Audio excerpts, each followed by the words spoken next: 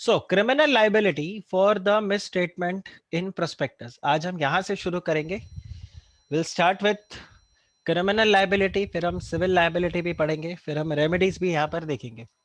तो अब अगर आप यहाँ पे देखो, प्रोस्पेक्टस का डेफिनेशन काफी वाइड करने का रीजन ही ये था ताकि अगर वहां पे कोई भी मिसस्टेटमेंट हो तो आप लाइबिलिटी एस्टैब्लिश कर पाओ।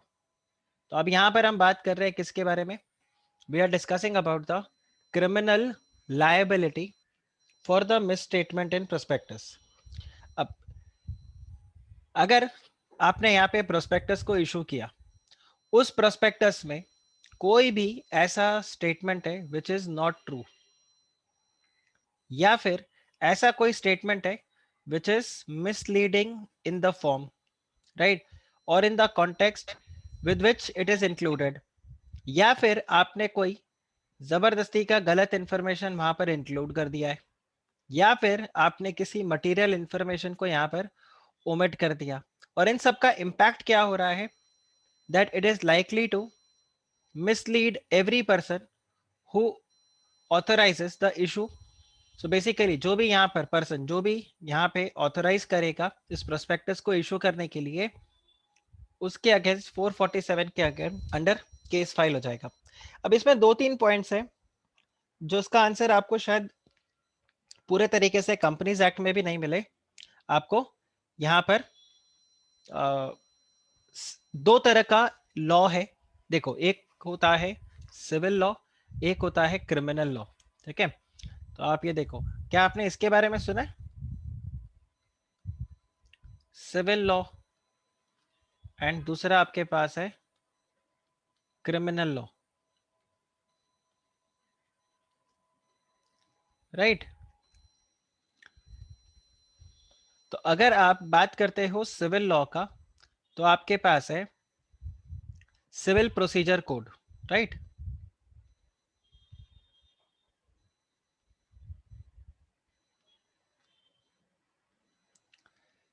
इसको शॉर्ट में सीपीसी बोलते हैं। तो जो भी आपका कोर्ट में प्रोसेस चलेगा वो सीपीसी के तहत होगा। और अगर आप क्रिमिनल लॉ के अंदर जाते हो तो वहां पर आता है CrPC, that is criminal procedure code, ठीक है? तो ये दो लॉ है आपके पास, civil procedure code and criminal procedure code. Criminal lawyers भी अलग होते हैं। हाँ देखो, लॉयर्स लॉयर्स ही होते हैं, ठीक है? लॉयर्स में कोई वैरायटी नहीं होता। लेकिन फिर ये होता है कि लॉयर बनने के बाद आप कौन सा फील्ड चूज करते हो। तो कुछ बोलते हैं कि हम क्रिमिनल लॉयर बनेंगे, कुछ बोलते हैं हम सिक्योरिटीज लॉयर बनेंगे, कुछ बोलते हैं हम कॉरपोरेट लॉ में बने जाएंगे, कुछ बोलते हैं हम प्रॉपर्टी लॉ में जाएंगे। अलग अलग एरिया। जैसे डॉक्टर, तो डॉक्टर डॉक्टर ही है। अब कोई बोलेगा मैं हार्ट का डॉक्टर बनेगा, कोई बोलेगा मैं हड्डी का डॉक्टर बनेगा, कोई बोलेगा मैं बच्चों का डॉक्टर बनेगा। तो अलग अलग। रौनक पूछ रहा है what is IPC? IPC is Indian penal code, Indian penal code.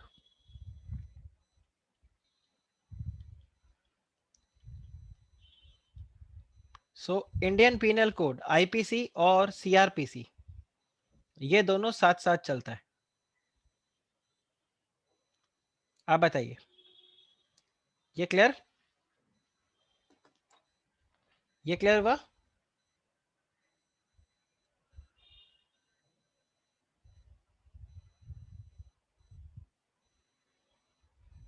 आपने ये सुना 144 लगा दिया कर्फ्यू?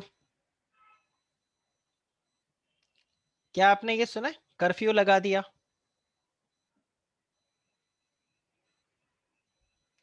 144 कर्फ्यू लगा है।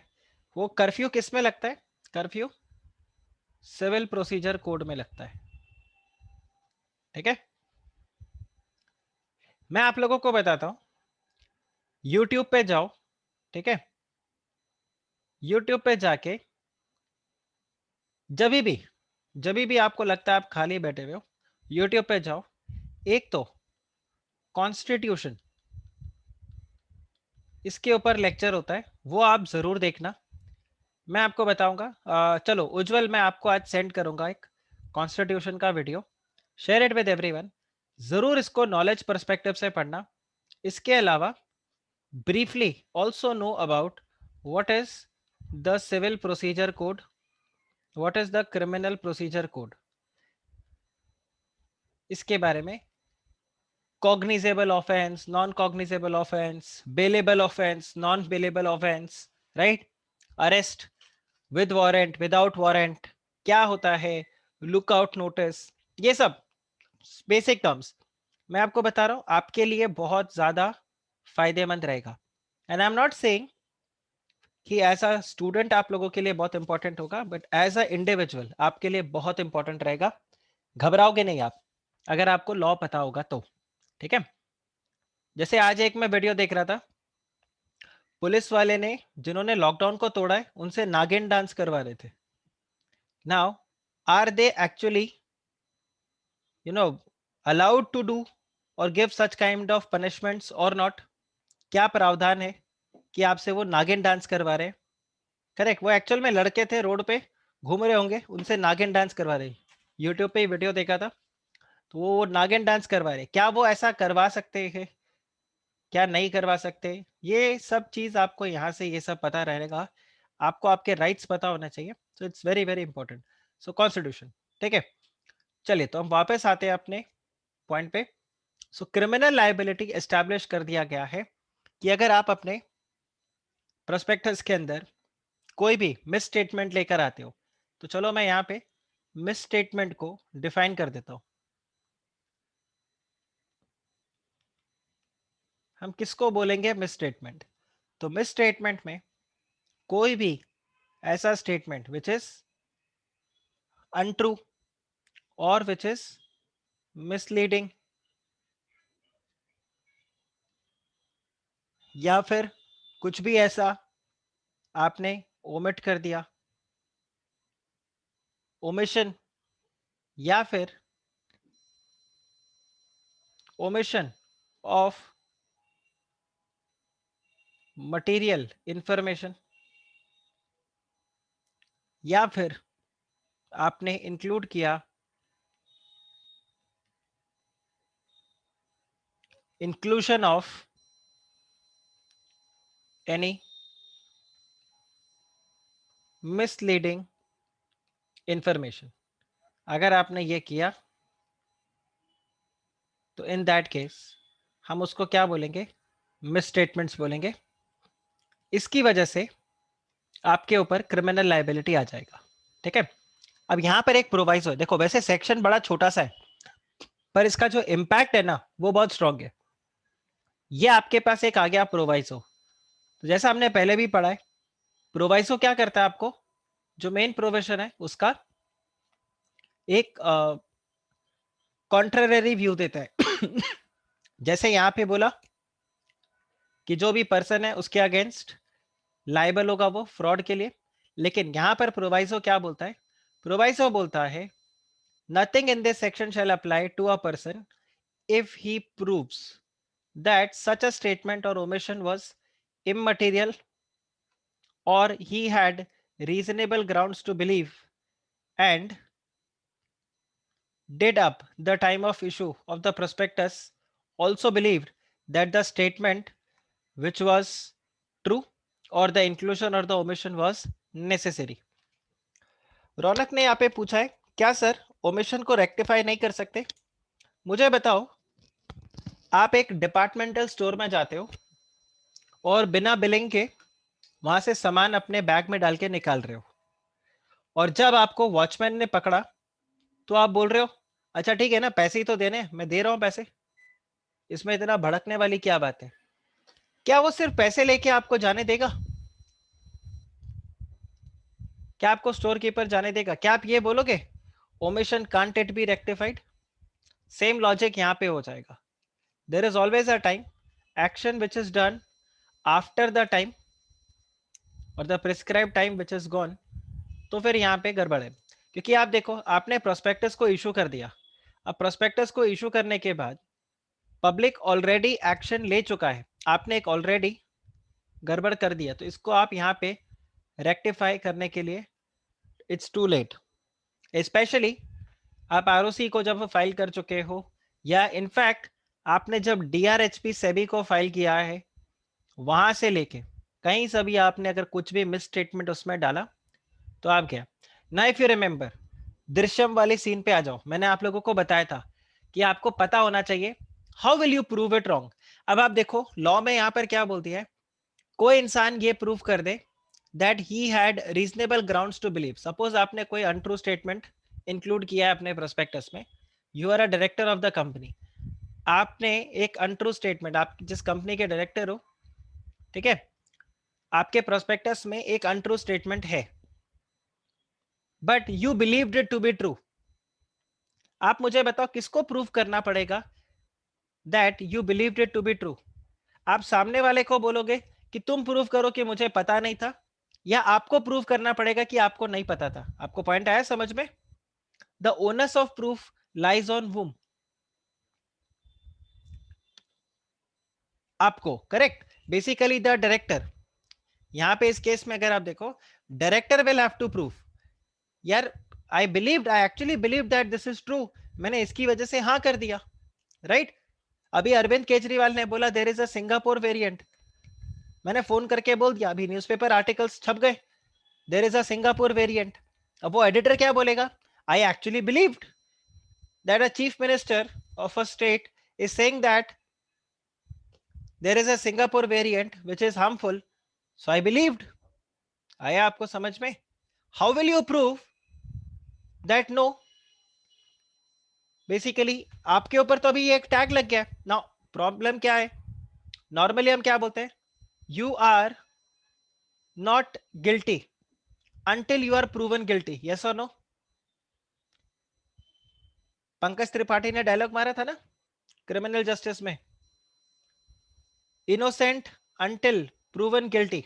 लेकिन यहां पर उल्टा है, यहां पर आपको क्या बोला गया, बाय डिफॉल्ट ये माना जाएगा, क्योंकि आपने ऑथराइज किया है, तो बाय डिफॉल्ट ये माना जाएगा दैट आपने जानबूझ के ऐसा किया है। हाँ, लेकिन अगर आप प्रूव कर दो, बिकॉज यहां पर देखो क्या लिखा हुआ है, इफ ही प्रूव्स, सो आपको प्रूव करना पड़ेगा, जिस भी पर्सन ने यहाँ पे ऑथराइज किया उसको प्रूव करना पड़ेगा दैट या तो ये जो स्टेटमेंट है ये मटीरियल ही नहीं है। Now what you mean by material?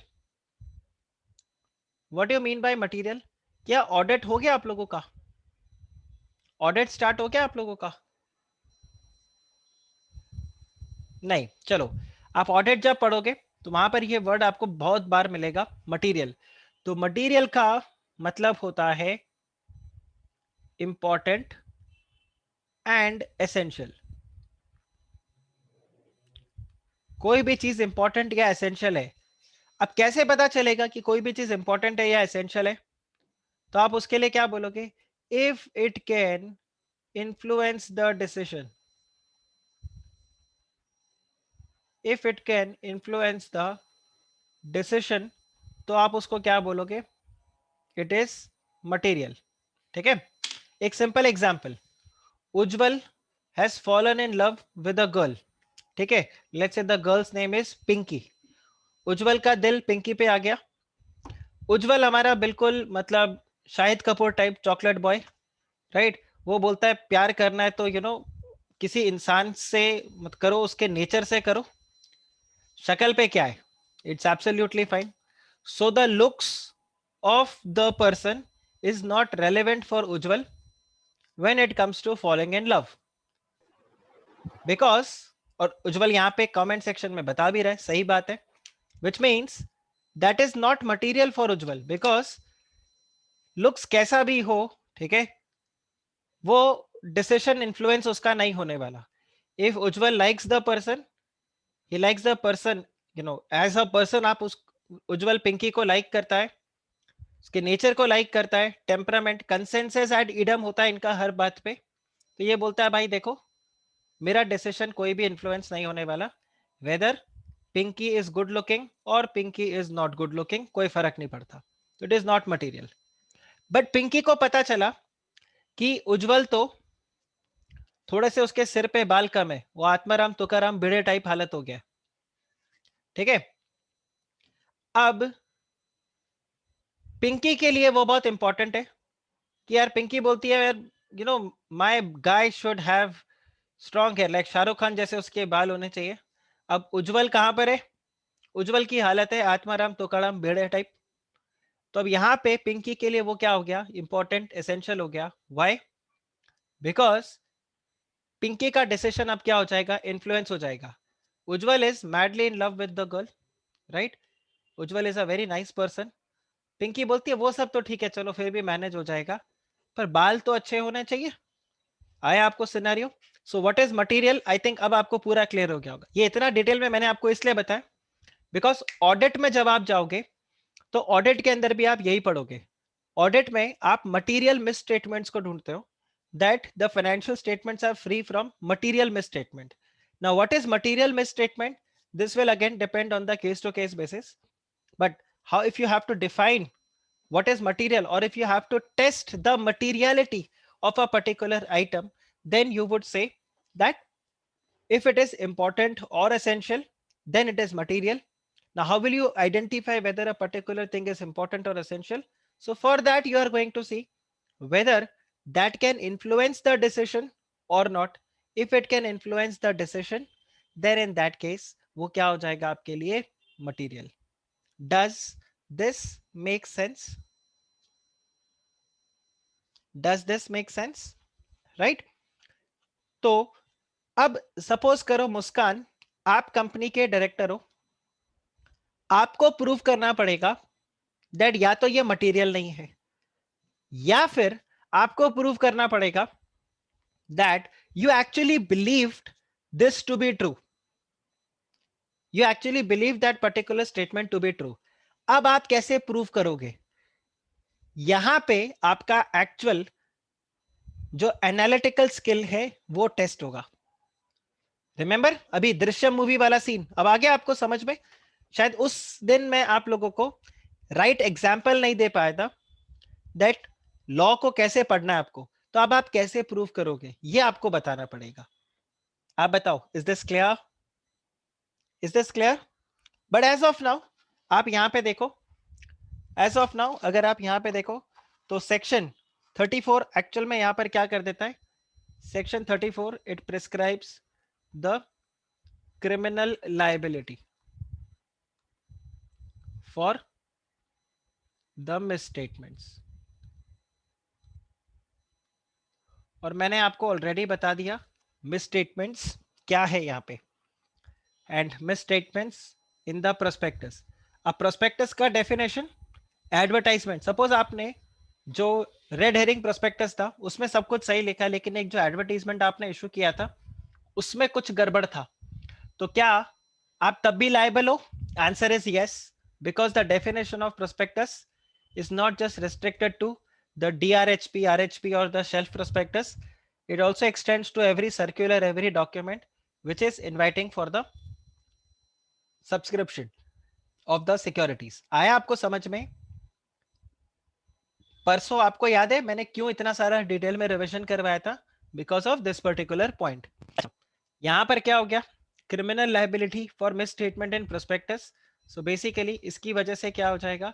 इसकी वजह से आपका क्रिमिनल ऑफेंस होगा। This is going to be an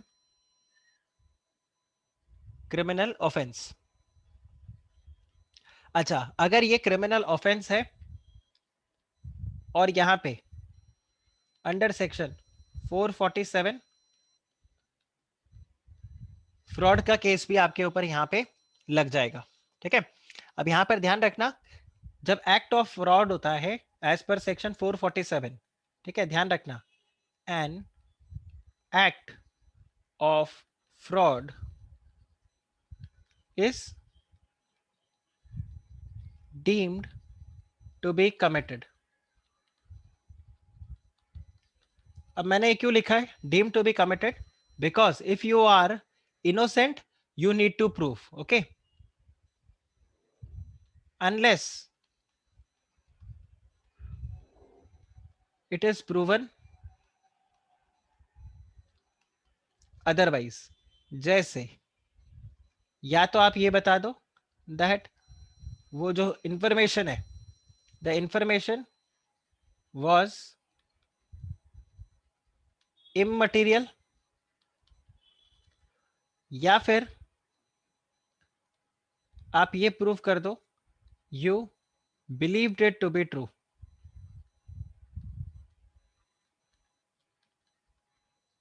आप बताइए, ये क्लियर हुआ? ये क्लियर हुआ? इसके अलावा अगर आप यहां पे देखो तो आपका जो लाइबिलिटी है वो बेसिकली यहां पर कितना रहता है? देखो 447 और ये सब का तो केस चलेगा ही, आपका मिनिमम 3 इयर्स का इम्प्रिजनमेंट हो जाता है।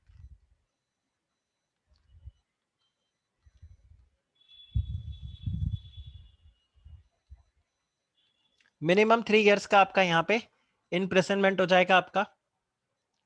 ठीक, वैसे तो कंपनीज एक्ट के अंदर लिखा हुआ है 6 मंथ से मैक्सिमम 3 इयर्स, बट यहां पर अगर आप देखो क्योंकि पब्लिक इंटरेस्ट इन्वॉल्व है, ठीक है, because public interest is involve,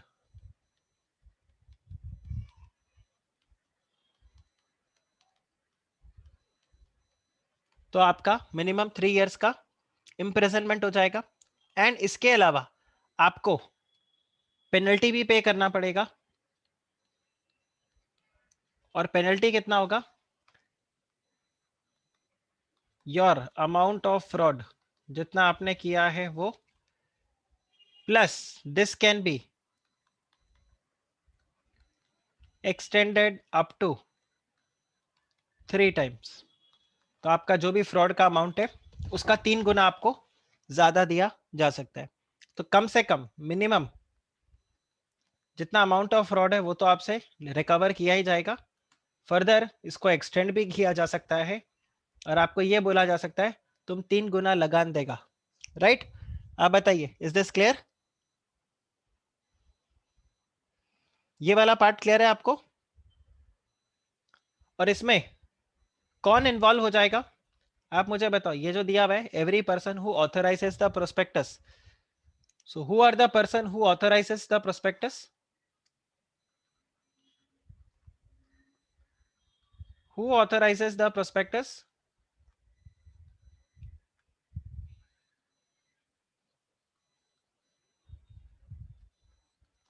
मुझे बताओ, who authorises the prospectus?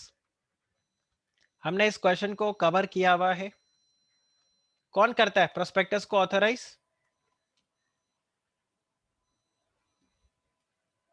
Promoters and CS? नहीं नहीं नहीं, बिल्कुल नहीं।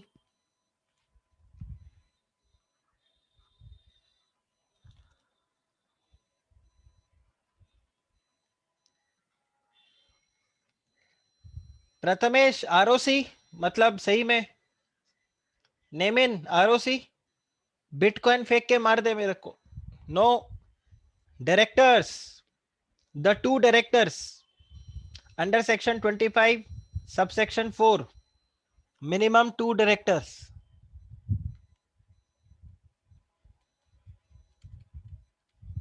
द 2 डायरेक्टर्स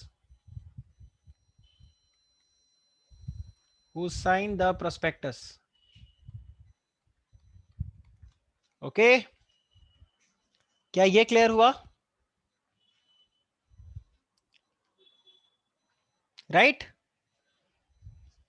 चलिए तो फिर हम यहां पे आगे बढ़ते हैं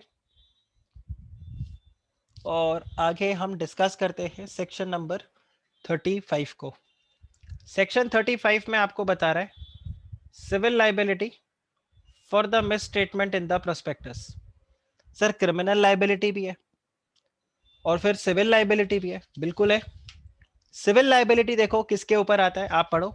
where a person who has subscribed for the securities of the company, ठीक है, आप ये देखो, where a person who has subscribed for the securities of a company. अब आप यहां पर ध्यान से देखो, क्या यहां पे किसी का सब्सक्राइब करना मैंडेटरी है? क्या किसी का सिक्योरिटीज को सब्सक्राइब करना मैंडेटरी है सेक्शन 34 में? या कोई सब्सक्राइब करे ना करे, किसी को नुकसान हुआ हो नुकसान नहीं हुआ हो, कोई फर्क नहीं पड़ता, मिस स्टेटमेंट था तो अब आप पिटे। क्या ऐसा है? करेक्ट। तो सेक्शन 34 में एज सच ऐसा कोई भी रिक्वायरमेंट नहीं है। सेक्शन 34 का सिर्फ एक ही रिक्वायरमेंट है, क्या? कि प्रोस्पेक्टस के अंदर कोई ना कोई मिस स्टेटमेंट है। आप बताओ, इज दिस क्लियर?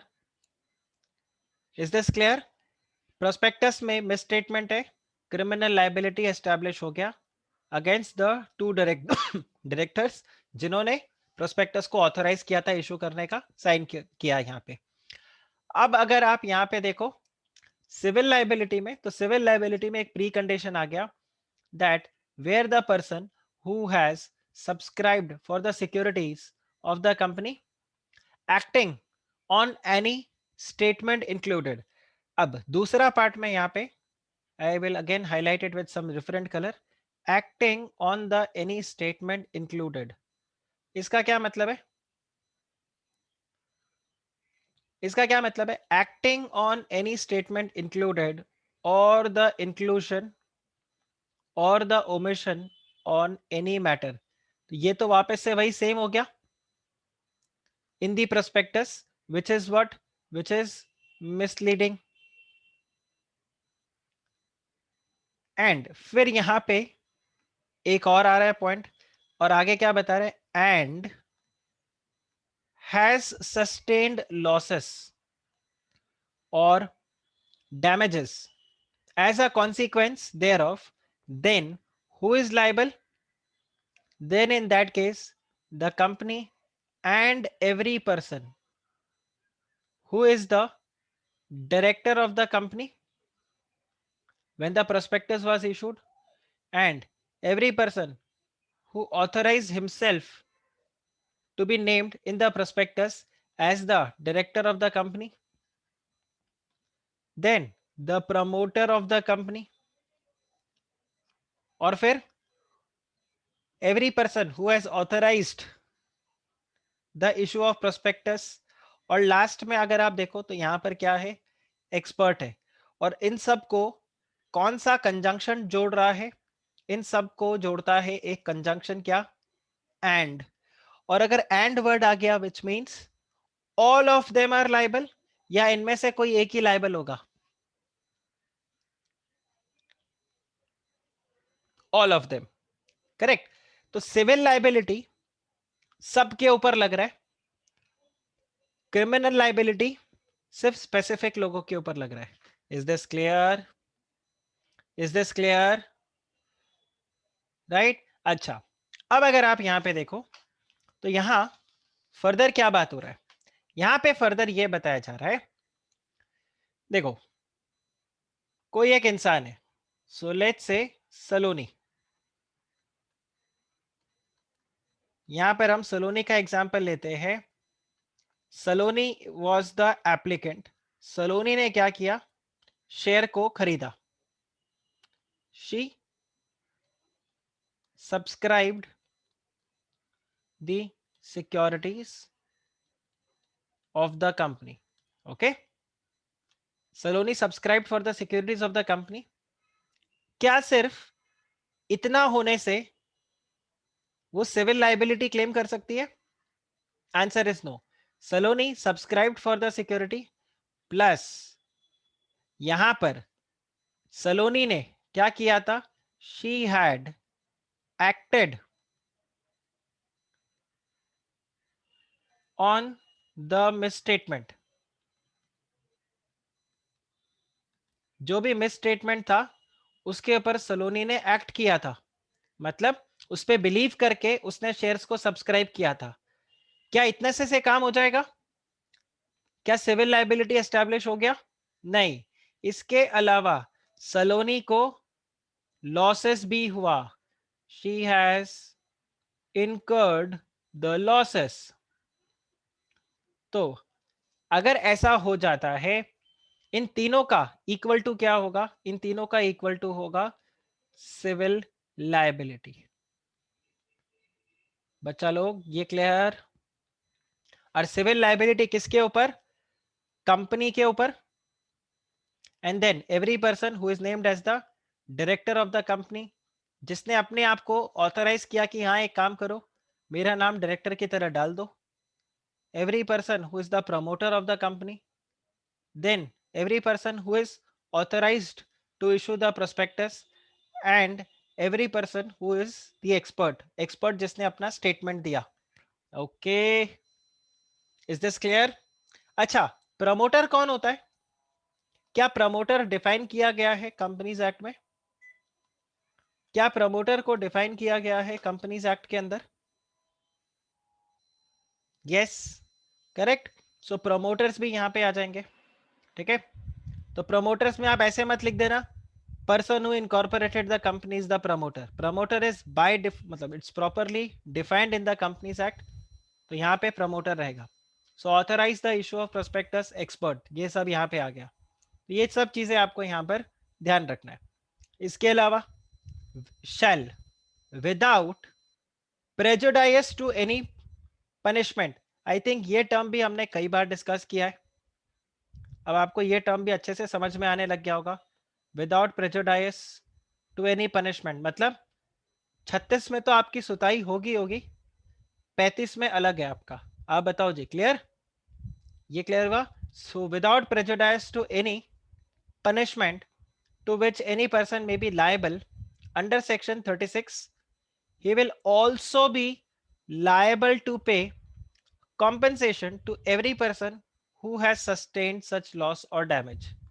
तो यहां पर ये सब मिलकर क्या करेंगे, जो भी उनका लॉस हुआ है या जो भी इन्वेस्टर को लॉस हुआ, उन सारे लॉसेस को ये लोग कॉम्पेंसेट करेंगे. तो यहां पर सलोनी, आपको जो भी नुकसान हुआ है आप इनसे रिकवरी करोगे. आप बताओ, is this clear? Is this clear? ठीक.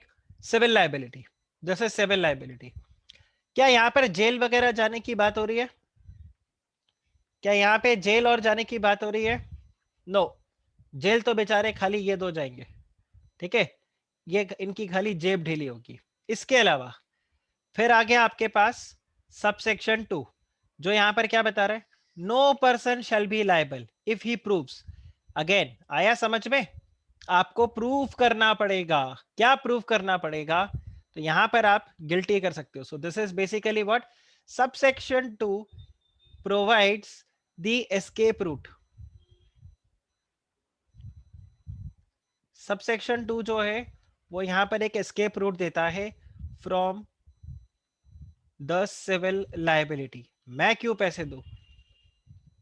मैं तो जी जब कंसेंट दिया था डायरेक्टर बनने का, ठीक है, मैंने अपने कंसेंट को विड्रॉ भी कर लिया था.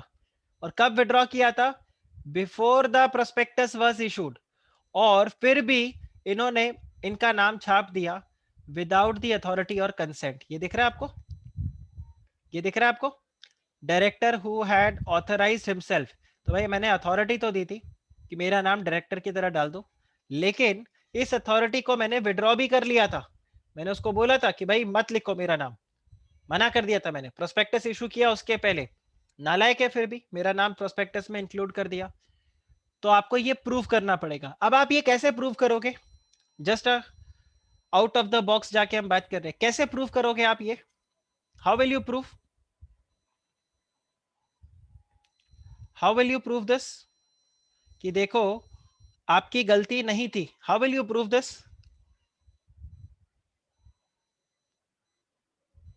आपने अपना कंसेंट विड्रॉ कर लिया था, कहीं ना कहीं आपके पास कोई कम्युनिकेशन होगा, आपने कोई ईमेल भेजा होगा कंपनी को, या जो भी प्रमोटर्स है किसी ना किसी को आपने कंपनी को ईमेल भेजा होगा. हाँ, evidence of letter of withdrawal. ठीक है, कुछ रिटर्न अग्रीमेंट होगा. ओके, आपको इस तरह से प्रूफ करना होगा कुछ. फिर देखिए दूसरा यहां पे क्या है, या तो ये प्रूफ कर दो या फिर आप क्या प्रूफ करो, the prospectus was issued without the knowledge और consent, and that on becoming aware of the issue he gave a reasonable public notice that it was issued without the consent or without the knowledge.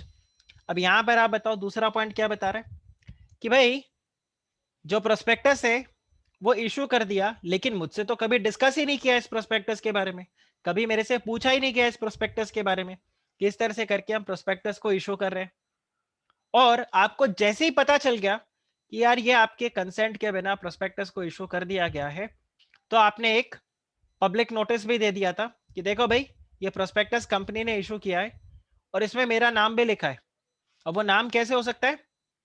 वो नाम हो सकता है क्योंकि आप expert हो, आप प्रमोटर हो, राइट? कुछ भी यहां पर हो सकता है, आप कंपनी के हो सकता है डायरेक्टर हो। सी यहां पर it is not necessary, it is not necessary that you authorize the issue of prospectus और नॉट। कंपनी में अगर 10 डायरेक्टर हैं तो 10 के 10 गए काम से।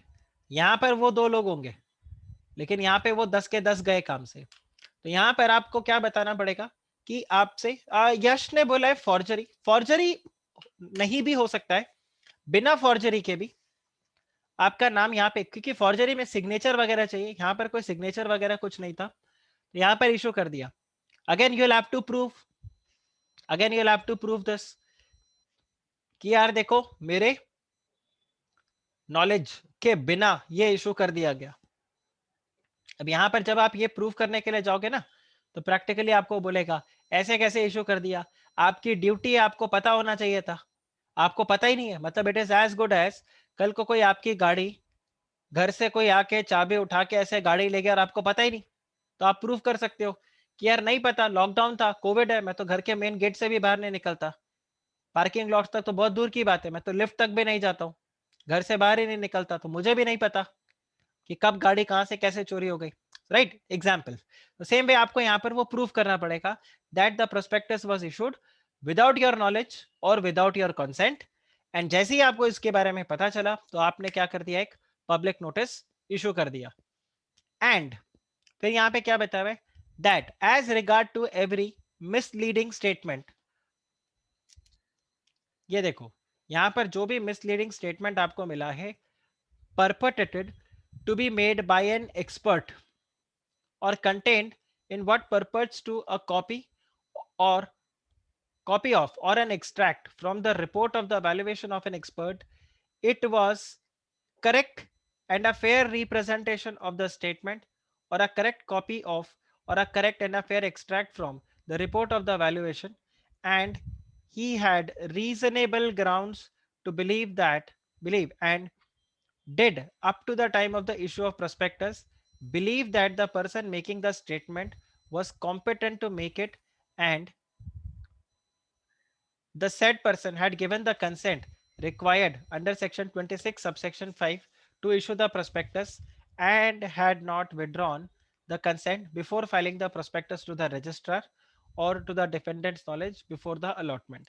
देखो, सिंपल पॉइंट यहाँ पे क्या रहता है, डिफेंडेंट यहाँ पे कौन है? डिफेंडेंट यहाँ पे कौन है? एक होता है एप्लीकेंट, दूसरा होता है डिफेंडेंट। क्या आपको ये सारे टर्म्स पता है? Applicant, defendant, respondent,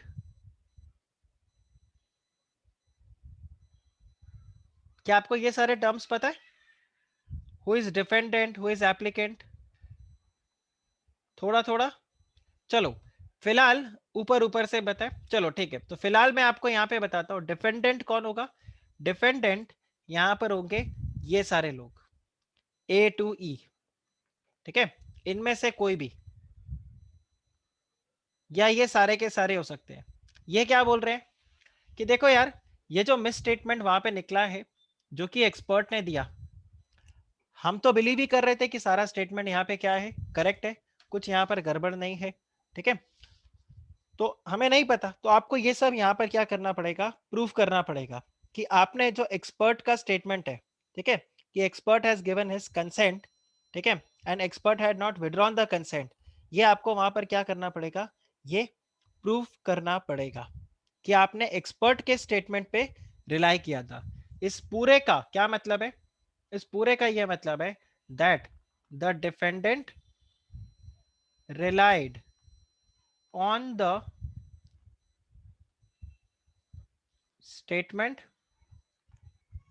of expert, plus he also believed it to be true plus the expert had not withdrawn the consent.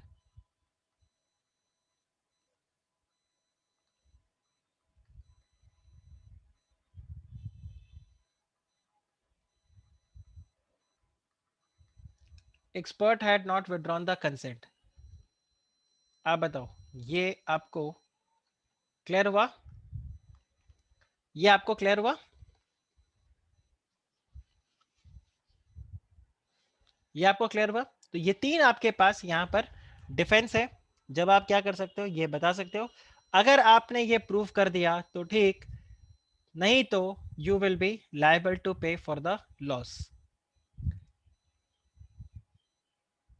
यश ने पूछा है sir, incurring loss is only for civil liability? हाँ,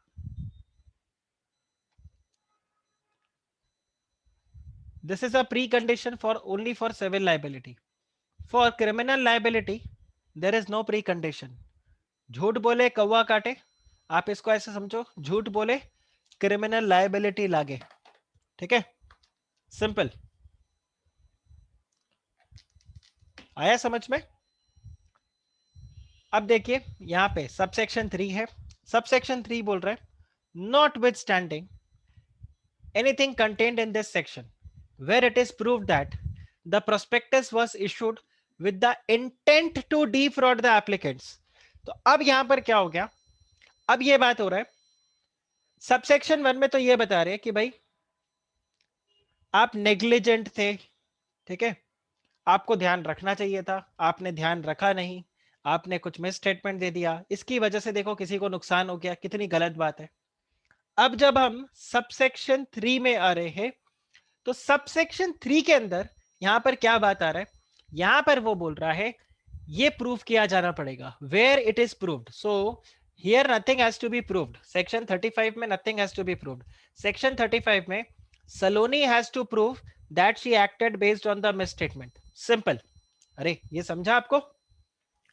सबसेक्शन 35 में सलोनी को सिर्फ ये प्रूव करना पड़ेगा that she acted on the miss statement, and if these people A to E they are not guilty or if they want to prove that they are not guilty तो ये subsection 2 clause A clause B clause C इन तीन में से कोई एक चीज आप प्रूव कर दो तो आप बच जाओगे।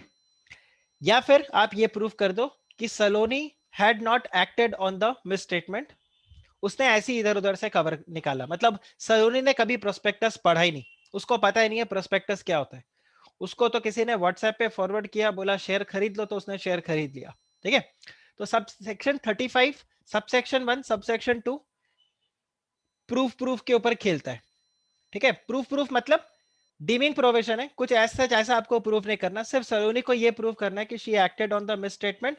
डायरेक्टर्स तुम लोग गए तो आप लोगों को फिर यहां पर कुछ नहीं बताना कि देखो हमारी गलती नहीं थी, क्या था ऐसा था। अब गलती नहीं थी तो तीन ही एग्जिट रूट है आपके पास। अब आता है आपके पास सबसेक्शन 3। सबसेक्शन 3 आपका सुपर स्पेशलाइज्ड एक प्रोविजन हो गया। यहां पर क्या हो गया बॉस, ये जो मिस स्टेटमेंट है, इस मिस स्टेटमेंट को हम अब कैसा प्रूव करने वाले हैं, हम ऐसा प्रूव करने वाले, so where it is proved that a prospectus was issued with the intent to defraud the applicants of the securities of the company or any other person or for any fraudulent purpose, then every person referred to in subsection 1 shall be personally responsible without any limitation of the liability for all or any of the losses or damages that may have incurred by any person who subscribed to the security on the basis of such prospectus। तो आप मुझे बताओ subsection 1 और subsection 3 में क्या difference है?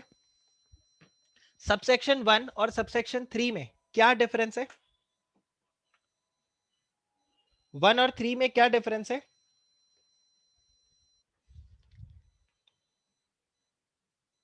अच्छा, कौन सा ज्यादा स्ट्रिक्ट है?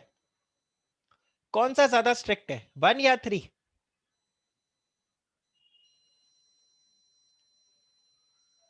3। 1 तो फिर भी बेसिक है, 1 तो फिर भी बोल रहा है चलो भाई जो भी उसको लॉस हुआ। यहां पर क्या बात हो रहा है, यहां पर तो इंडिविजुअली लाइबिलिटी सबके ऊपर सेट कर दिया, और यहां पर आपको, सो यहां पर सलोनी को क्या प्रूफ करना पड़ेगा, here Saloni will have to proof not just she acted on that misstatement, but this misstatement was also made intentionally to defraud. अरे मिला गाइस, मिला ये वाला पॉइंट, ये समझा आपको। सो सबसेक्शन 3 के अंदर यहां पे सलोनी को क्या करना पड़ेगा,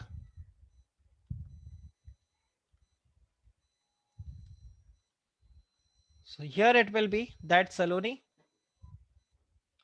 also prove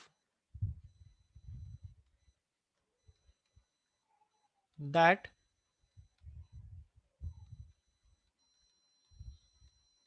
the misstatement was made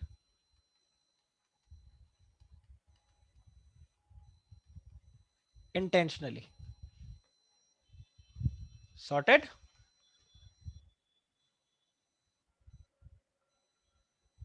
ये क्लियर हुआ? ओके, तो ये आपका सेक्शन 35 सब सेक्शन 3। इसमें देखो कुछ कुछ केसेस भी है, ठीक है। एक इसमें पॉइंट ये आ जाता है कि सपोज करो जो पर्सन है, ठीक है, उसने प्रोस्पेक्टस के ऊपर रिलाई नहीं किया, उसने मार्केट से शेयर खरीदा था, तो भी क्या सेक्शन 35 में लाइबिलिटी एस्टैब्लिश हो जाएगा?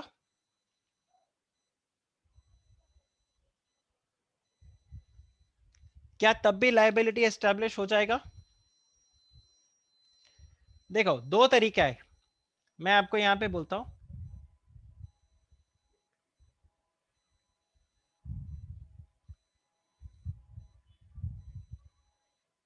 दिस इज कंपनी, कंपनी क्या कर रहा है, ये दोनों हाथ से शेयर्स बांट रहा है, ठीक है, ये यहां से शेयर्स बांट रहा है।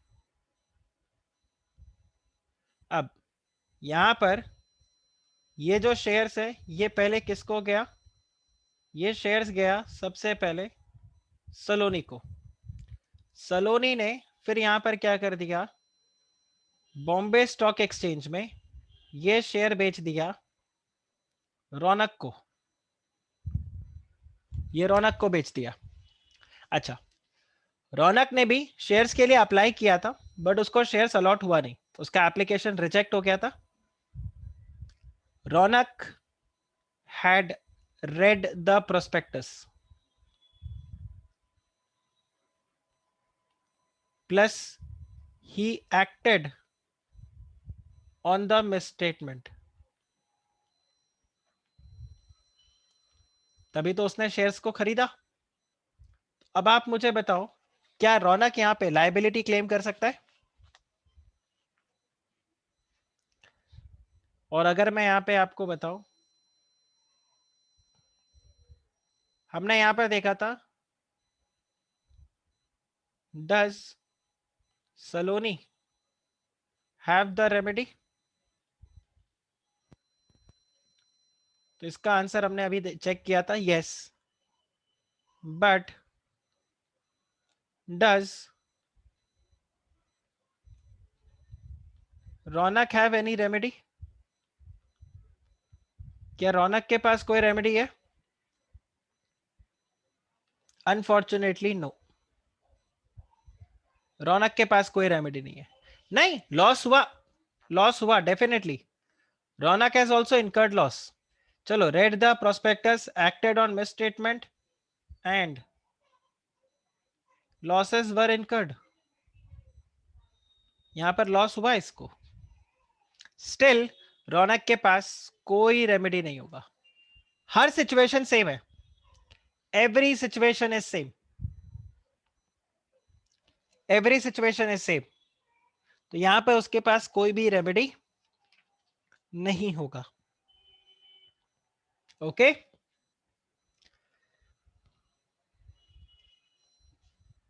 फिर देखिए, punishment for fraudulently inducing the person to invest the money, आपने किसी को क्या कर दिया, जबरदस्ती इंड्यूस कर दिया।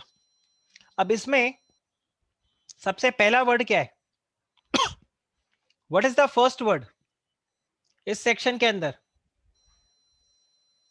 फर्स्ट टू वर्ड्स,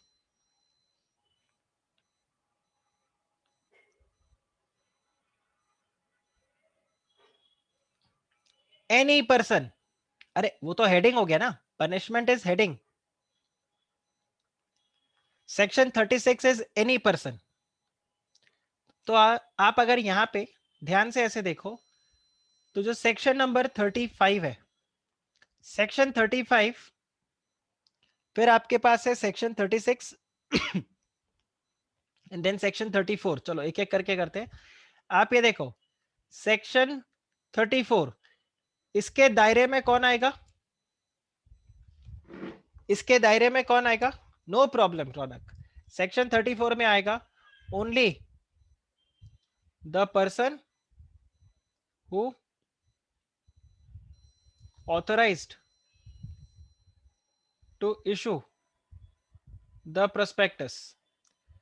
फिर आपके पास है सेक्शन नंबर 35, सेक्शन 35 में कौन आ जाएगा, सेक्शन 35 में आ जाएगा पर्सन फ्रॉम ए टू ई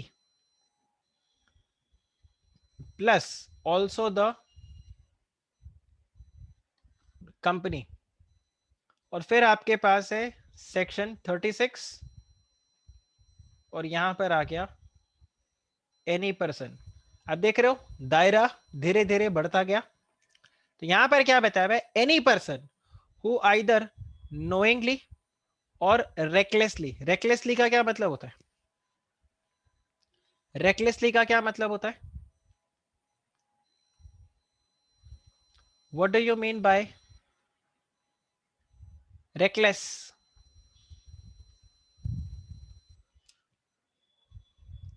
बिना सोचे समझे, राइट right?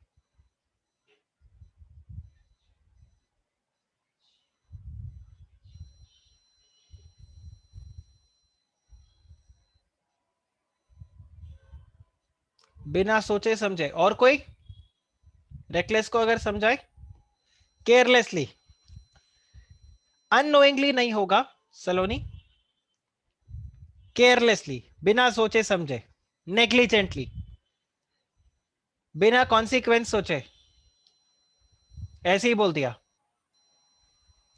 रेकलेसली किसी ने स्टेटमेंट मार लिया, अरे जहर का क्या है, पीना ही तो है खाली, और किसी ने एक्चुअल में पी लिया उसको एंड द पर्सन कोलैप्स्ड, तो आप क्या बोलोगे, you recklessly made that statement. अरे आया समझ में। मैंने क्लास में ऐसे ही बच्चों को बोला, यार स्ट्रेस मत लेना, साल में 2 अटेम्प्ट मिलता ही है, कुंभ का मेला थोड़ी ना 14 साल बाद आएगा, पास हुए तो हुए, नहीं तो अगला अटेम्प्ट दे देना। So I have made, recklessly I have made this statement because किसी ने इस बात को ज्यादा सीरियसली ले लिया और बोला क्यों इतना आराम से पढ़ाई करना है, ठीक है ना, ये अटेम्प्ट नहीं तो अगले में सही, वही जोश वही जुनून, नवंबर दिसंबर मई जून देते रहेंगे, राइट। तो ये रेकलेसली हो गया। तो यहां पर आपको देखो किसके ऊपर बात आ रहा है, एनी पर्सन, सो कोई भी इंसान जो या तो जानबूझ के या फिर केयरलेसली कोई भी ऐसा स्टेटमेंट करता है या कोई भी ऐसा प्रॉमिस करता है या कुछ भी इस तरह का फोरकास्ट करता है जो कि क्या है, फॉल्स, गलत है, जो कि क्या है, डिसेप्टिव मतलब फ्रॉडुलेंट है, चीट चीट करने का आपका ऑब्जेक्टिव है, जो कि क्या है, मिसलीडिंग है, या फिर deliberately conceals any material fact, जानबूझ के आप कोई यहां पर क्या कर रहे हो, मटेरियल फैक्ट को छुपाने की कोशिश कर रहे हो। और आप ऐसा क्यों कर रहे हो, क्योंकि आप चाहते हो कि जो दूसरा इंसान है वो कॉन्ट्रैक्ट के अंदर एंटर कर जाए, ठीक है, और वो क्या करे, and enter into any agreement with a view to acquire और इवन डिस्पोज। ध्यान रखना सिर्फ खरीदना नहीं, आपने किसी को उल्लू बना के उससे शेयर बिकवा भी दिया तो भी, और सब्सक्राइबिंग ऑफ शेयर्स और even for under writing the shares, या फिर any agreement, the purpose or the pretended purpose is to secure the profit from any party, yield from the securities with reference to the fluctuations in the value of security. ठीक है, आप उसको बता रहे हो कि देखो भाई तुमको नुकसान हो जाएगा, शेयर बेच दो, और आपने किसी को इंड्यूस करके उससे शेयर खरीद लिया. या फिर any agreement for or with a view to obtain the credit facility from any banks or financial institution. In that case, such person will be liable for action under section 447. Fraud का case आपके ऊपर यहाँ पे लग जाएगा. तो अब यहाँ पर क्या गड़बड़ क्या किया आपने, इधर गड़बड़ क्या हुआ है, आप मुझे बताओ. इधर गड़बड़ क्या हुआ है, सेक्शन 36 में गड़बड़ क्या हुआ है.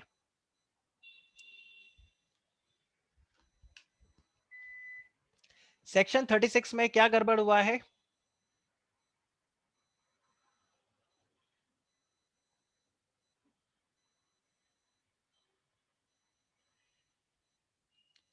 सिर्फ यहां पे बात पब्लिक इशू या कंपनी के डायरेक्टर्स, प्रमोटर्स, एक्सपर्ट, उनका बात नहीं हो रहा है. कोई भी इंसान है, आप व्हाट्सएप पे मैसेज बना के किसी को भेजते हो, जाके आप ये शेयर्स को खरीद लो. ठीक है, तो सब कुछ, so all types of transaction, any time. So this is not just at the time of public issue, किसी भी टाइम में आप यहाँ पे क्या कर सकते हो, अगर आप वायलेशन करते हो तो आपके अगेंस्ट केस फाइल हो जाएगा. ठीक है, और आप मुझे बताओ ये सिविल केस फाइल होगा या ये क्रिमिनल केस फाइल होगा. Will this be a criminal case file और सिविल केस फाइल. क्रिमिनल. तो सोच समझ के व्हाट्सएप पे फॉरवर्ड करना. ठीक है, क्योंकि यहां पर वर्ड बड़े स्मार्टली उन्होंने क्या यूज किया है, रेकलेसली. तो बिना सोचे समझे उठा के कुछ भी केस फाइल कर दिया. अभी केजरीवाल जी ने किया, रेकलेसली बोल दिया, सिंगापुर वेरिएंट. करेक्ट. तो ये क्या हो गया, recklessly. If it is actually, तो रेकलेस होता है जब आपका कोई यहां पे क्या हो जाएगा, एक बेसिक इंटेंशन. ठीक है, तो या तो आप यहां पे बता दो कि इंटेंशनली ऐसा किया जा रहा है, या फिर आपको बताना पड़ेगा कि देखो अनइंटेंशनली था बट केयरलेसली था यहां पे. आप बताओ, इज दिस क्लियर. सेक्शन 36. चलिए फिर हम आगे बढ़ते हैं और हम देखते हैं सेक्शन 37. तो अब यहां पर क्या बता रहे हैं कि ऐसा कोई इंसान, ठीक है, अ suit may be filed or any action can be taken under section 34, 35 or section 36 by any person or group of person or association of person for any misleading statement or inclusion or omission which is stated in the prospectus. तो कोई भी यहाँ पे क्या कर सकता है, case file कर सकता है. आप बताओ, इज दिस क्लियर. और अब यहाँ पे एक पॉइंट और ध्यान रखना कि जब ये केस चलेगा, ठीक है, तो ये जब सूट फाइल होगा, सो एक्सपेंसेस ऑफ द सूट, जो सूट का एक्सपेंसेस होगा, this will be again bond, जो प्रोसीडिंग्स होगा by the investor education protection fund. याद है कल हमने पढ़ा था, तो वहां से आपको ये सारा पैसा रिम्बर्स कर दिया जाएगा. आप बताइए, इज दिस क्लियर. और कौन केस फाइल कर सकता है, कोई एक इंसान भी, ग्रुप ऑफ पर्सन भी, एसोसिएशन भी, कोई भी, पर ये प्रूफ हो जाना चाहिए कि मिस स्टेटमेंट था. आप बताओ जी, ये क्लियर हुआ. इसके अलावा अगर आप यहां पर देखोगे तो ये हमने सेक्शन 38 ऑलरेडी कल कवर कर लिया था. फिर आप देखो यहाँ पे आता है आपके पास सेक्शन नंबर 39. तो सेक्शन 39 थोड़ा सा इंपॉर्टेंट है, आपके मॉड्यूल में काफी ज्यादा डिटेल में इसको दिया हुआ है. तो सेक्शन 39 में आप देखो इसमें क्या बता रहे हैं, नो अलॉटमेंट और any of the securities of the company which is offered to the public for subscription shall be made unless. तो यहाँ पर सबसे पहले आप देखो, no allotment unless the amount stated in the prospectus as minimum subscription, right, is received. The minimum amount has been subscribed and all the sums payable for the application and so stated has been paid, and it is also received by the company. It is paid and it is received by the company. In that case, तब तक आप कोई भी allotment नहीं करोगे. दूसरा, the amount payable on every security application of the security shall not be less than 5% of the nominal amount of the security or such percentage or amount as may be specified by the Securities and Exchange Board of India by making regulation on this behalf. और फिर आपको क्या बता रहे हैं कि अगर जो मिनिमम सब्सक्रिप्शन है वो आपको नहीं मिला, ठीक है, वो आपको नहीं मिला कब, within a period of 30 days from the date of issue of prospectus, then in that case आपको क्या करना पड़ेगा, ये रिफंड करना पड़ेगा जो भी पैसा आपको मिला है. और आपको अगर आपने रिफंड नहीं किया तो उसके ऊपर आपको पेनल्टी भी देना होगा. तो ये तो बात करता है सब यहां तक. अगर आप चेक करो, लेट्स से अगर आप यहां तक देखो तो यहां तक जो बात हो रहा है ये मिनिमम सब्सक्रिप्शन का हो रहा है. इसके बाद में सबसेक्शन 4 अगर आप देखो तो ये ऑल टुगेदर अपने में एक नया प्रोविजन है. वो ये बता रहा है कि आप जब भी शेयर्स को अलॉट करोगे तो आपको रिटर्न ऑफ अलॉटमेंट फाइल करना पड़ेगा आरओसी को, ठीक है. The company will have to file the return of allotment to the ROC जब भी कंपनी शेयर्स को अलॉट करेगा. सिंपल. वो पब्लिक इशू हो, बोनस इशू हो, राइट इशू हो, कुछ भी हो, प्रेफरेंशियल अलॉटमेंट हो, कुछ भी हो, जब भी कंपनी शेयर्स को अलॉट करेगा तो कंपनी को क्या करना पड़ेगा, रिटर्न ऑफ अलॉटमेंट फाइल करना पड़ेगा आरओसी को. उसको छोड़ो, अब हम वापस आते हैं इसमें सबसेक्शन 39 सेक्शन 39 सबसेक्शन 1 2 3. तो अब देखो रिफंड ऑफ एप्लीकेशन मनी. सबसे पहले तो आप देखो मिनिमम सब्सक्रिप्शन जो है, मिनिमम सब्सक्रिप्शन क्या होता है, आप सबने अकाउंट्स में भी पढ़ा होगा. What is minimum subscription?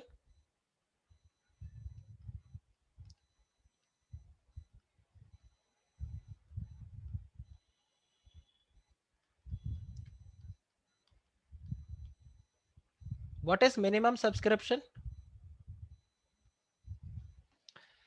Dhaval बोलता है 90%. तो कौन बोलता है 90%? धवल कहां से देखा? 90% तो हमने कहीं देखा ही नहीं. So minimum subscription as per companies act, companies act यहां पे क्या बोलता है, मिनिमम सब्सक्रिप्शन इज 5%. और वहीं आपके पास सेबी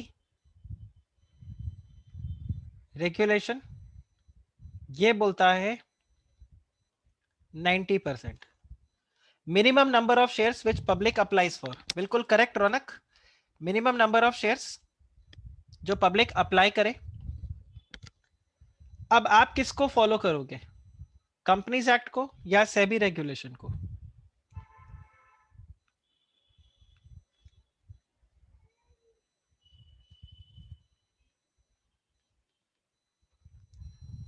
अगर आप लिस्टेड कंपनी हो तो 90%, राइट. और अगर आप अनलिस्टेड कंपनी हो तो 5% और as stated in prospectus.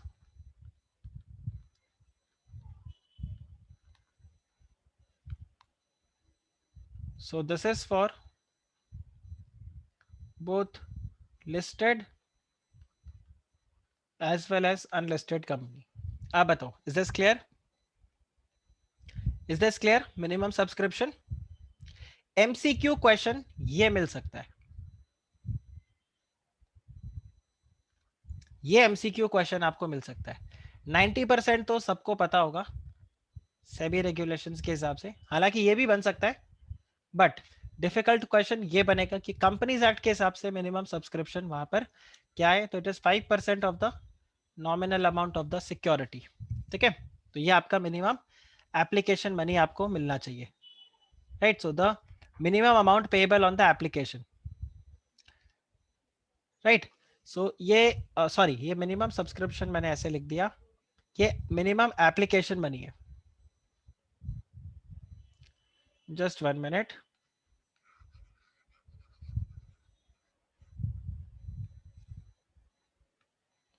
हालांकि ये मिनिमम सब्सक्रिप्शन के साथ ही आएगा, लेकिन ये जो था वो एप्लीकेशन मनी था, 5% वाला एप्लीकेशन मनी रहेगा।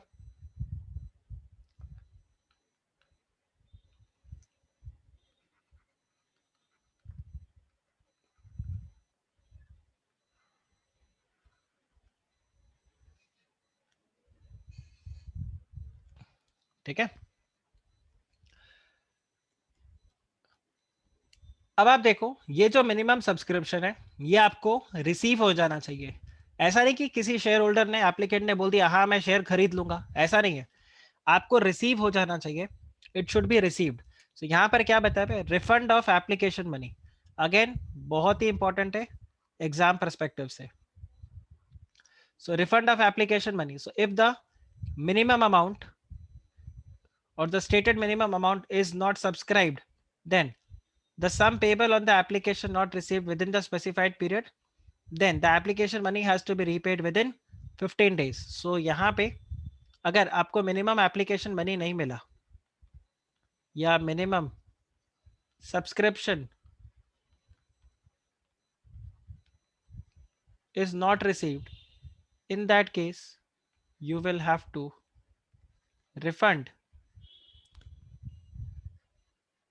the application money or refund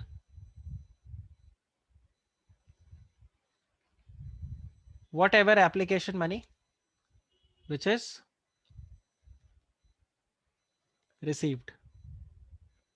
आप बताओ, is this clear? And this is to be refunded within a period of 15 days from the closure of issue.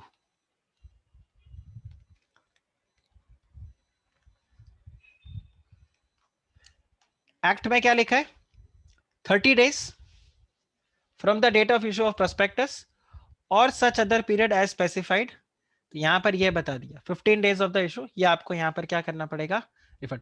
तो बेसिकली आपके पास किस तरह से टाइम है कि आपने यहां पर प्रोस्पेक्टस को इशू किया, यहां से 30 डेज का टाइम पीरियड है जब तक आपको मिनिमम सब्सक्रिप्शन मिल जाना चाहिए।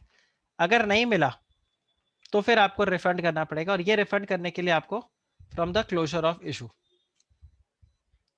आप बोलो, इज दिस क्लियर? राइट, तो 2 पॉइंट्स है यहां पे, ठीक है। 30 days from the closure of issue, minimum subscription should be received. Okay, तो ये आपका पॉइंट नंबर 1 हो गया। और अगर मिनिमम सब्सक्रिप्शन नहीं मिला तो फिर क्लोजर ऑफ इशू से 15 दिन के अंदर अंदर पे कर देना। आप बताओ, ये क्लियर? ओके, इसके अलावा the application money should be refunded and shall be credited. जो भी आपको एप्लीकेशन मनी वो एक अलग से आपका बैंक अकाउंट के अंदर ही रहेगा। रिटर्न ऑफ अलॉटमेंट आप देखो, ये आपको बता दिया कि return of allotment, so whenever the company makes the allotment of securities, company will have to file the return of allotment in form PAS 3। अब यहाँ पे ध्यान रखना, आपने शायद अकाउंट्स में कभी पढ़ा होगा that the shares are issued for cash and the shares can issued be for other than cash, yes और नो?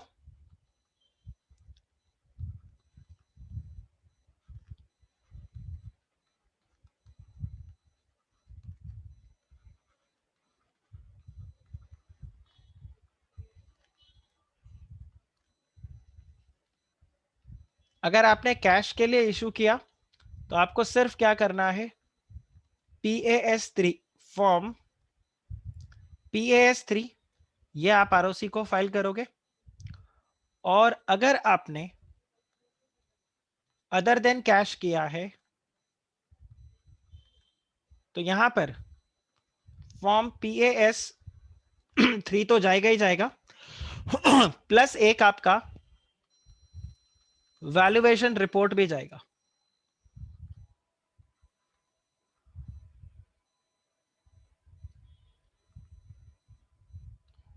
ये आपका वैल्यूएशन रिपोर्ट भी जाएगा।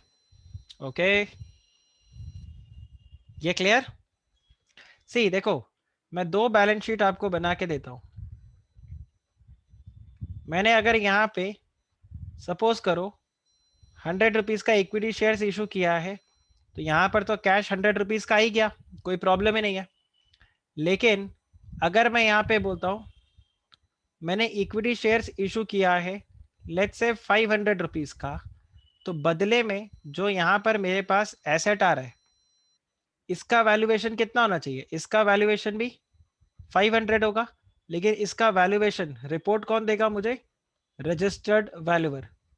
मुझे रजिस्टर्ड वैल्यूअर का रिपोर्ट चाहिए होगा जो बोलेगा हाँ इस एसेट का वैल्यू 500 रुपीज है, तो ये जस्टिफाई होता है 500 रुपीज का इक्विटी शेयर्स इशू करना। अरे समझा, इधर जस्टिफिकेशन का जरूरत नहीं है। क्यों? क्योंकि इधर तो 100 रुपया रोकड़ा सामने ही दिख रहा है ना। Guys clear? ये देखो ये पॉइंट आ गया। In case the shares have been issued okay by, ये देखो ये आ गया आपका प्रेफरेंशियल अलॉटमेंट इन सब के लिए, तो यहाँ पर देखो वो वैल्यूएशन रिपोर्ट भी जाएगा आपका। प्रेफरेंशियल अलॉटमेंट के लिए वैल्यूएशन रिपोर्ट जाएगा। एंड इनफैक्ट आपका ये देखो for the consideration other than cash, तो भी आपका देखो copy of the contract which will be duly stamped, ठीक है, and also the valuation report will be submitted. आप बताओ ये क्लियर हुआ? राइट, तो ये आपका मिनिमम सब्सक्रिप्शन वाला पॉइंट भी आ गया और यहाँ पर आप शेयर्स को अलॉट करोगे। So this was your section number 39। And section 39 अगर हमारा यहाँ पे कंप्लीट हो जाता है, अच्छा यहाँ पर एक और चीज देख लो, minimum subscription 90%, but 90% of offer through offer document, 90% of offer through offer document. ICDR regulation में इसको डिफाइन किया गया है। अब ऑफर थ्रू ऑफर डॉक्यूमेंट क्या होता है? यहाँ पे बेसिकली क्या हो जाएगा, आप जो भी इशू साइज लेके आ रहे हो उस इशू साइज में आप माइनस करोगे प्रमोटर का कंट्रीब्यूशन, ठीक है। फिर जो आपके पास आएगा इसमें आप फर्दर हटाओगे रिजर्वेशंस को। सो ये आपने करके रखा है reserved for the employees and the share holders of subsidiary company या ग्रुप कंपनी। उसके बाद में जो बचता है उसको हम बोलते हैं offer through offer document. Is this clear? अच्छा एक चीज और देखना, आज की डेट में ना इतना लंबा चौड़ा काम ही नहीं होता। आज की डेट में सब काम किसके थ्रू होता है? आसबा के through. What is ASBA? ASBA is application supported by blocked amount. इसमें क्या होता है, कंपनी को पैसे नहीं मिलते, जो भी एप्लीकेंट होता है, वो जो कल हम पढ़ रहे थे ना 10,000 15,000 रुपया, जो भी एप्लीकेंट होता है, ये जो एप्लीकेशन मनी है, एप्लीकेशन मनी इज ब्लॉक्ड, या इसको हम क्या बोल देते हैं, फ्रीज कर दिया जाता है। This is freezed in the account of applicant.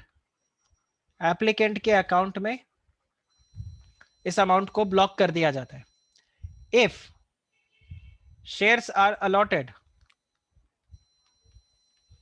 आप ये देखो, इफ शेयर्स आर अलॉटेड, तो फिर ये जो अमाउंट है इस अमाउंट को डेबिट कर देते हैं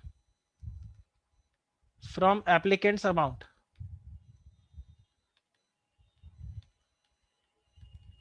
और इसको क्रेडिट कर देते हैं टू द कंपनीज अकाउंट। तो या तो ये सिचुएशन होगा, या फिर if shares are not allotted, तो इन दैट केस इस अमाउंट को हम क्या कर देते हैं, अमाउंट को हम फ्री कर देते हैं, right, it is no longer blocked.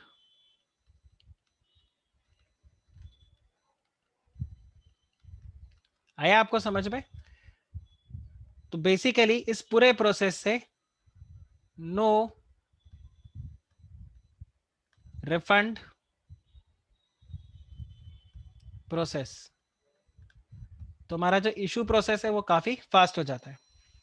नहीं, किसी भी अकाउंट में, जिस भी अकाउंट में, बैंक अकाउंट में आपका अकाउंट है जिसके साथ आपका डीमैट अकाउंट कनेक्टेड है, ओके।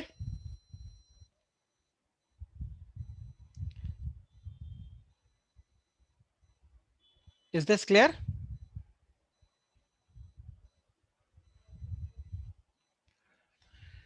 ओके, अब अगर आप देखो securities to be dealt in stock exchanges, तो इसका क्या मतलब हो गया कि कोई भी कंपनी अगर पब्लिक ऑफर कर रहा है, पब्लिक को सिक्योरिटीज इशू कर रहा है तो उसके पहले उसको क्या करना पड़ेगा, prior make an application to one और मोर रिकॉग्नाइज स्टॉक एक्सचेंजेस, ठीक है, और वहां से उसको परमिशन भी लेना पड़ेगा कि वो अपने सिक्योरिटीज को लिस्ट करवा सकता है।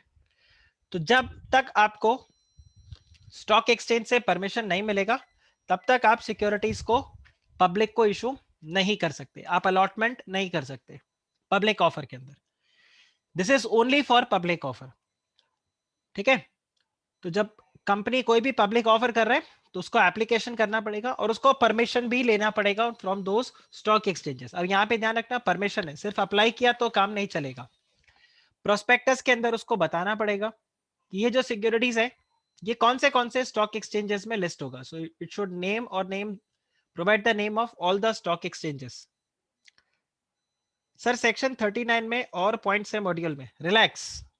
मैंने बताया भी था कि जब मेरे साथ क्लास में रहो तो मॉड्यूल को दिमाग भी मत लगाओ, मॉड्यूल में अपने आप पूरा कवर करवा दूंगा, ओके,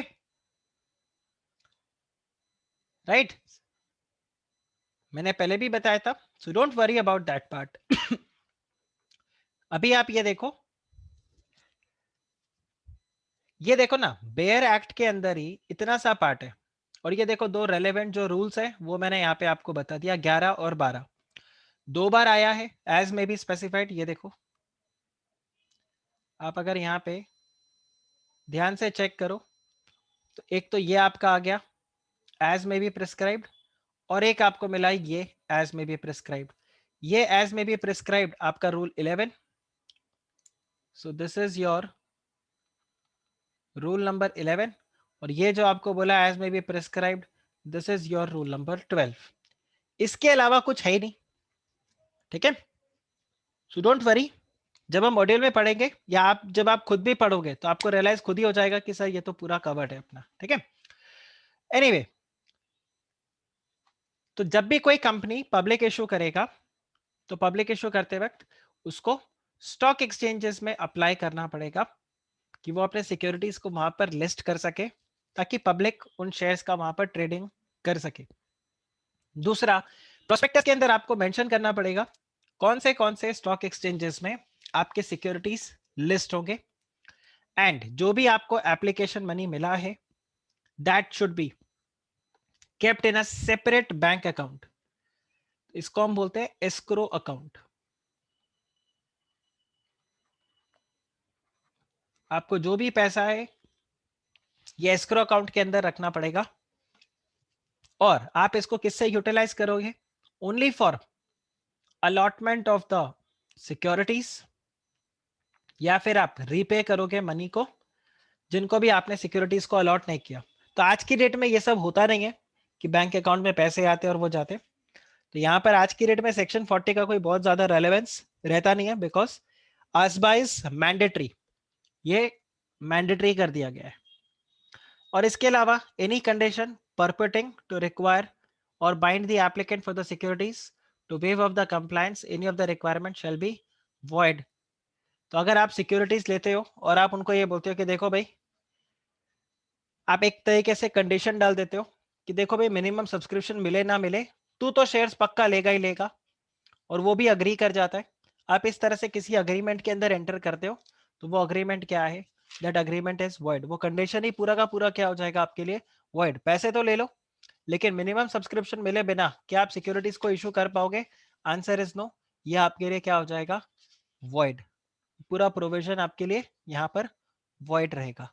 आप बताओ, is this clear guys? Is this clear ये वाला यहां पे? इसके अलावा यहां पर डिफॉल्ट के लिए आपको ये पनिशमेंट दे दिया। अब ये देखो, अ कंपनी में पे कमीशन, तो ये कौन से कमीशन का बात हो रहा है, अंडर राइटिंग कमीशन का।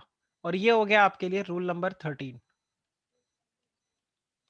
एंड ये बात हो रहा है अंडर राइटिंग कमीशन, राइट। तो अगर आप अंडर राइटिंग कमीशन पे कर रहे हो तो आप मैक्सिमम अंडर राइटिंग कमीशन कितना पे कर सकते हो? So maximum 5% in case of shares or 2.5% in case of debentures or as prescribed by articles of association। ठीक है, तो ध्यान रखना आर्टिकल्स ऑफ एसोसिएशन कल को 3% लिखे फॉर शेयर्स तो आप मैक्सिमम कितना पे कर पाओगे, 3। लेकिन अगर आर्टिकल्स ऑफ एसोसिएशन लिखता है नहीं, आप 10% पे कर सकते हो, तो answer is no, because you can pay maximum only up to 5%। ये आया समझ में गाइस? ये समझ में आया आप लोगों को, राइट? अगर ये समझ में आ गया तो we can wrap up our today's session, and tomorrow, not tomorrow, now our next lecture will be on Monday. तो मंडे को फिर हम स्टार्ट करेंगे and will start with the global deposit receipt. Monday हमारा ये लेक्चर, ये वाला जो चैप्टर है ये पूरा कंप्लीट हो जाएगा, प्राइवेट प्लेसमेंट एंड जीडीआर पूरा। Okay, so that's it for today's lecture. Take care, bye bye.